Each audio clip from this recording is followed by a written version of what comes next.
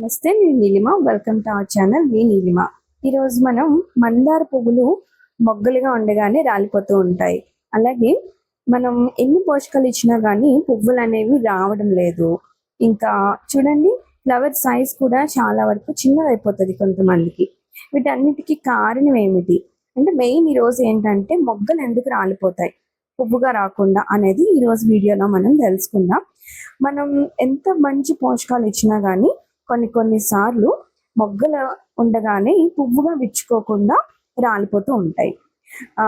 మనం పెద్ద మొక్కలే కానివ్వండి, చిన్న మొక్కలు కుండీలో పెంచుకున్న వాటికే కానివ్వండి, దేనికైనా కానీ మనం ముందుగా ఫస్ట్ మనం చూసుకోవాల్సింది పోషకాలు ఏమైనా లోపించాయా కదా.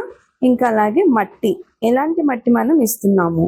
ఇంకొకటి ఏంటి అని అంటే మెయిన్గా మనం మందార మొక్కకి వాటరింగ్ అండి.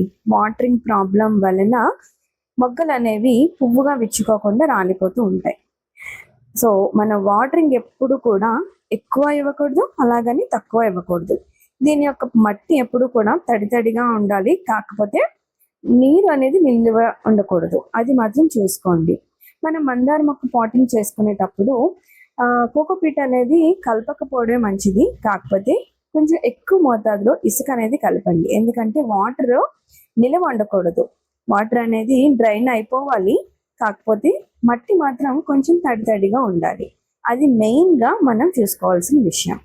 ఇంకొకటి ఏంటంటే గార్డెన్లోకి తొండలు అవి వచ్చినా కూడా మొగ్గల వాటిని కొరికేస్తూ ఉంటాయి. ఇంకా అలాగే చిన్న చిన్న ఏమన్నా పురుగులు వాటి మీద ఉంటాయి కదండి, వాటి గురించి తొండలు వచ్చి వాటిని మొగ్గల్ని కట్ చేసేస్తూ ఉంటాయి. సో దాన్ని కూడా మనం చూసుకోవాలి. ఇంకొకటి ఏమిటి అని అంటే మనం ఆకులు అనేవి పచ్చిగా ఉన్నాయా లేవా. పచ్చిగా లేదు అని అంటే కొంచెం ఎల్లోయిష్ కలర్లో వచ్చేస్తూ ఉంటాయి.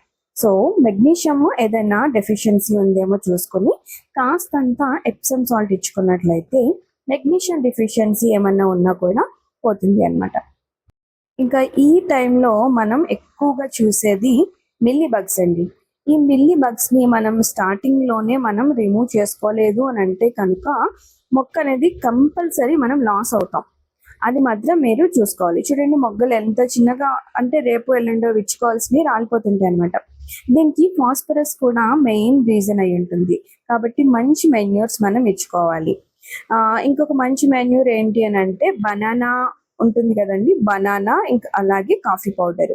ఈ రెండింటిని కూడా 1 డే నైట్ మనం నానబెట్టేసి మనం మొక్క మొదల్లోనే ఇవ్వాలి. ఇంకా అలాగే మనకి ఆకుల మీద కూడా స్ప్రే చేసినట్లయితే చక్కగా మనకి ఫ్లవరింగ్ అనేది వస్తుంది. ఈ కింద ఉండే గడ్డిని మనం ఎప్పటికప్పుడు తీసుకోలేదనుకుంటే మనకి మిల్లీ బగ్స్ ఇలాంటివి చాలా వరకు అటాక్ అవ్వడానికి కారణం గడ్డి. సో మనం గడ్డిని ఎప్పటికప్పుడు మనం ఇలాగ ఏదైనా వేస్ట్ ఉంటుంది కదండి, అవన్నీ కూడా మనం పిచ్చి మొక్కల్ని మనం తీసేసుకుంటూ ఉండాలి. లేదంటే గనక వాటి నుంచి మనకి మిల్లీ బగ్స్ ఇలాంటివి మనకి మొక్క దగ్గరికి వచ్చేస్తాయి. ఇంకొక టిప్ ఏంటి అని అంటే మనం కడుగుంటుంది కదండి, బియ్యం కడిగిన వాటర్, వాటిని వారానికి ఒకసారి మనం ఇచ్చినట్లయితే చక్కగా మనకి పెరుగుదల బాగుంటుంది. మొగ్గులు అవన్నీ కూడా చాలా బాగా వస్తాయి. చూడండి, ఇక్కడ మిల్లీ బగ్స్ ఎఫెక్ట్ అయింది కదా, వీటిని వెంటనే మనం చూసుకొని రిమూవ్ చేసుకోవాలి. ఇంకా అలాగే మనకి ఎండ కూడా మరీ ఎక్కువ ఎండ కాకుండా కొంచెం ఒక పూటైనా వీటికి నీడ వచ్చేలాగా చూసుకోండి. ఈ టిప్స్ అన్ని మీరు పాటించినట్లయితే మొగ్గలు డ్రాప్ అయ్యే ఛాన్స్ అనేది ఉండదు. చక్కగా మనకి మంచి కలర్ఫుల్గా మనం ఫ్లవర్స్ వస్తాయి. ఇంకా అలాగే పెద్ద సైజులో కూడా మనం ఫ్లవర్ని తీసుకోవచ్చు. చూస్తున్నారా, ఆకులు అనేది ఎప్పుడు కూడా ఇలా పచ్చిగా ఉండాలి. ఇలా కొంచెం ఎల్లోయిష్గా వచ్చిందంటే మీరు ఎప్సమ్ సాల్ట్ యూస్ చేసుకోండి. ఓకేనా అండి. Wish you very happy gardening. Thank you for watching.